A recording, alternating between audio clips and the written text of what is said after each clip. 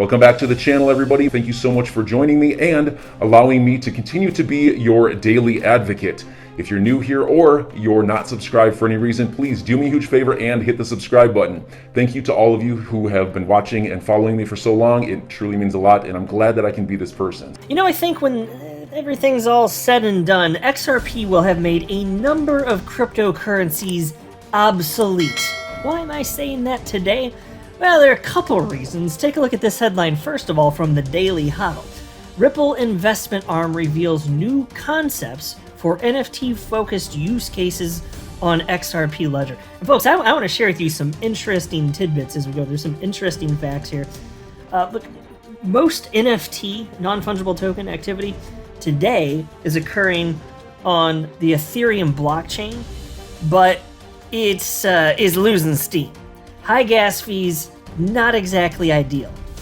Guess what cryptocurrency and decentralized ledger does not have high gas fees? Guess which one doesn't? Just take a few moments amongst yourselves, you can talk about it, see what you come up with.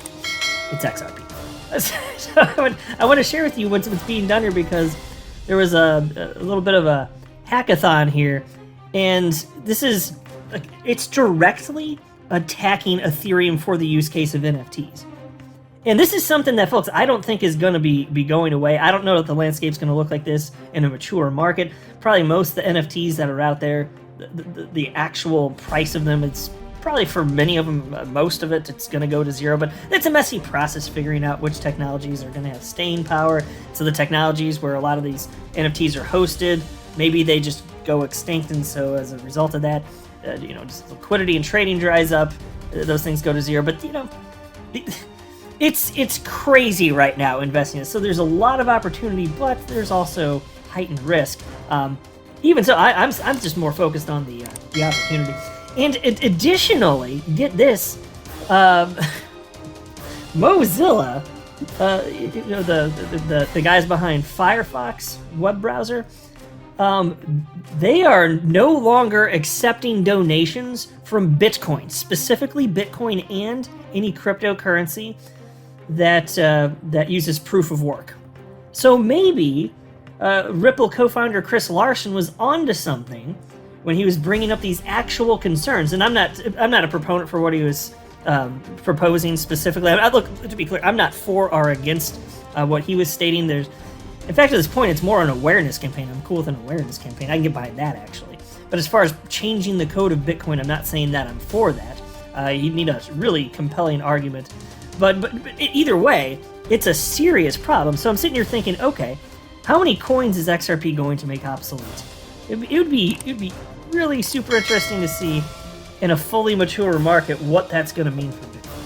Anyway, before going further, I do want to be clear, I do not have a financial background of any kind. I am not offering financial advice, and you definitely should not buy or sell anything because of anything I say or write. I'm just an enthusiast who enjoys making YouTube videos about crypto topics, but just as a hobby and just for fun. All right, so into this first piece now. RippleX, Ripple's investment and development arm, is exploring new ways for developers to build non-fungible tokens, or NFTs for short, on the XRP ledger. The payments firm teamed up with software competition platform DevPost to host a hackathon involving 400 participants and $50,000 in prizes, according to a new blog post from Abner Pinto, the RippleX tech community liaison. Now, check out this use case. This is the one that won. This is incredible. Directly going after Ethereum, which is having trouble, as I'll highlight in just a moment here.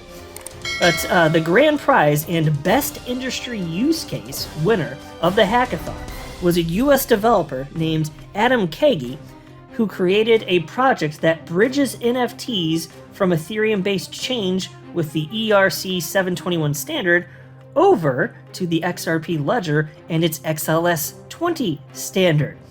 Now, this is incredible. So for those of you that may have missed this, I've been covering this a bit lately. The XLS20 standard, in a nutshell, it'll ultimately be a proposed amendment to the XRP ledger, which means that if it's adopted, you'd need to have 80% of validator nodes vote yes, and that vote needs to be sustained for a 2-week period. Then the XRP ledger itself will have been changed in a very important way, adding functionality to the base layer of the XRP ledger so that you can have additional functionality for specifically for NFTs, and functionality that would be necessary if you're a developer, because there's a reason that there's not exactly a whole lot of NFT action going on here.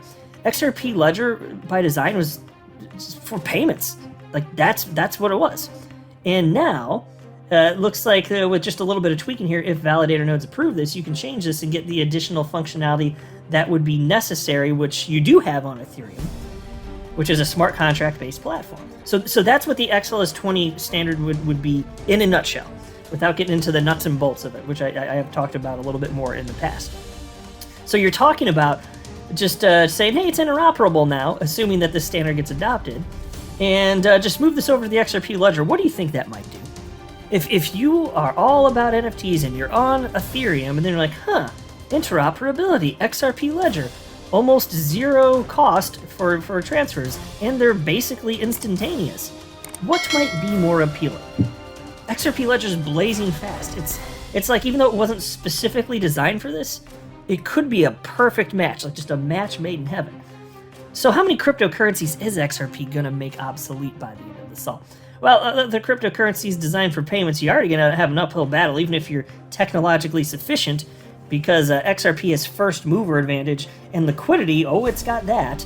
Insofar as crypto is liquid at all, crypto markets are pretty illiquid today, but XRP definitely way more liquid than most, and that's not something you can program into a cryptocurrency. So that's cool as hell. I love seeing this, and mind you, I'm not against Ethereum. I like open competition. I own Ethereum. It's the first cryptocurrency I ever purchased, way back on November 10th of 2017. So not against it, but yeah, let the markets figure this crap out. So if this XLS20 standard gets adopted, and what do you think that might mean? What do you think that's going to mean in terms of price action for XRP? Because there's going to be a certain amount that needs to be effectively put up in order to mint these NFTs anyway. So it's going to affect supply and demand to some degree. It's not like I haven't crunched numbers on that and what that might mean in a world where there's major adoption of it, but it's still something, and it's going to bring attention and speculation to XRP. That's got to mean something too. And Ethereum's just bleeding out here at this point. For this use case specifically, look at this piece. This is from earlier this year, January 18th, from Markets Insider. JP Morgan says Ethereum is losing ground to rivals in the NFT market, which could boost the likes of Solana. And I just want to cover a small piece of this. Ethereum is losing ground to rivals such as Solana in the NFT sector of the cryptocurrency universe due to sky-high transaction fees on the network, JP Morgan has said. Ethereum's volume share of non-fungible token trading has fallen from around 95% at the start of 2021 to around 80%, according to JP Morgan's analysts led by Nikolaos Panagurtzoglou, if I'm saying that right, which I'm probably not. I don't know. That last name looks like he just took every letter of the alphabet and put it in a box and shook it up and then dumped it out, and then that's what came out. I don't know. That's something, man. But anyway, so from the beginning of 2021, 95% on Ethereum to around the time of this article was written anyway, just a few months ago, 80%. That's a massive drop. And so they're just going to continue to get attacked. Like, where's the fix? Is it going to come when Ethereum does switch to proof of stake, which is happening soon, allegedly at least? I don't know. We'll frickin' see. But in the meantime, all sorts of other platforms coming at Adam. And so then there was this. Here's a quote. It looks like similar to DeFi apps, congestion and high gas fees has been inducing NFT applications to use other blockchains. Panagurtzoglou said in a note sent to clients last week, referring to apps built for decentralized finance. Well, how about that? So, assuming that XLS20 goes live on the XRP ledger and transactions are basically free and instantaneous, might that have an impact on the space?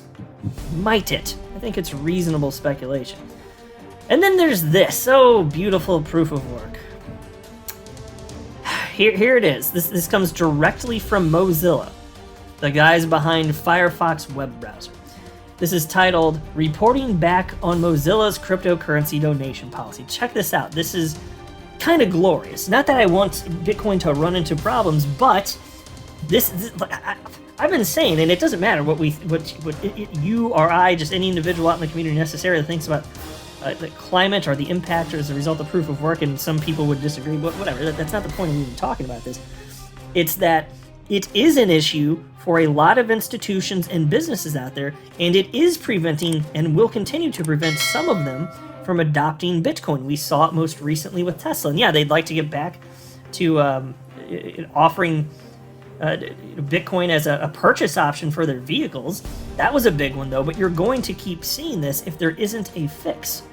Because this, there's politics behind this. It's not going away. So I don't want to speak about the politics. That's not the purpose of this channel. But I'm just highlighting it's not going away. And we don't have this as an issue with XRP and the XRP ledger. So anyways, this reads as follows, though. At the start of 2022, Mozilla found ourselves in the middle of a heated discussion about cryptocurrency. Mozilla, a non-profit, had been accepting cryptocurrency donations since 2014, but we hadn't reassessed that decision since Mozilla published its climate commitments, and since cryptocurrency's environmental toll has become more apparent. By the way, let me just pause. I heard this on actually Joe Rogan podcast. I didn't verify this myself, but he had a guest on, and he seemed like he knew what he was talking about. But he said that the guy that created Firefox, actually, is the same guy that created Brave browser, which is what I'm using right now as I'm recording this video. So very pro-crypto. So I wasn't surprised to see that they're into crypto since dating back to 2014. But even that guy, and he may be disconnected from Mozilla now. Again, like I said, I didn't research this now. But even so, Mozilla, with the guys behind Firefox, even they're like, yeah, proof of work, not so much. Anyway, you'll see. Let me read more of this stuff. In January, following feedback from staff and supporters, we decided to pause the ability to donate cryptocurrency and announced we would conduct a review. We wanted to increase our understanding of cryptocurrency's environmental impact and determine if and when Mozilla should accept cryptocurrency donations.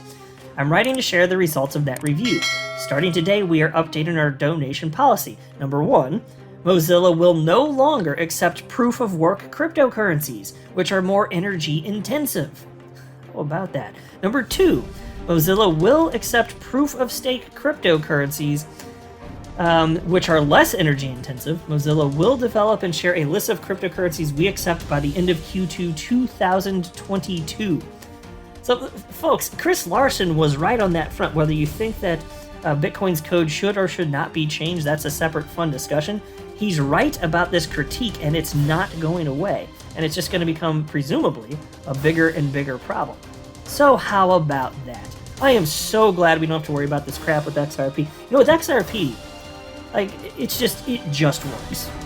With rare exception. It's a pleasure. All these debates that communities around Bitcoin and other, oh my gosh, I disagree on block size and now it's going to fork. We don't have any of that crap. We have almost, so fine, the XRP ledger, XRP's been technically forked like 3 times or so, but it's so rare. It's so rare because it's already blazing fast. That's a lot of what's being disputed. Costly transactions, blazing fast speed. If those aren't a problem, it's do we really need a fork? And then on top of that, XRP ledger has a built-in amendment process, which I was referencing earlier. Since that's built in, there's a bit of voting to be had, which if you can come to a reasonable conclusion about changes, thanks to a built-in amendment process, you don't even need to fork. So enjoy your day, everybody. I'm always here for you. Leave any comments or questions below, and be sure to subscribe. But thanks, everybody. I really appreciate you. Enjoy your day, and I always have your back. So thanks so much, everybody.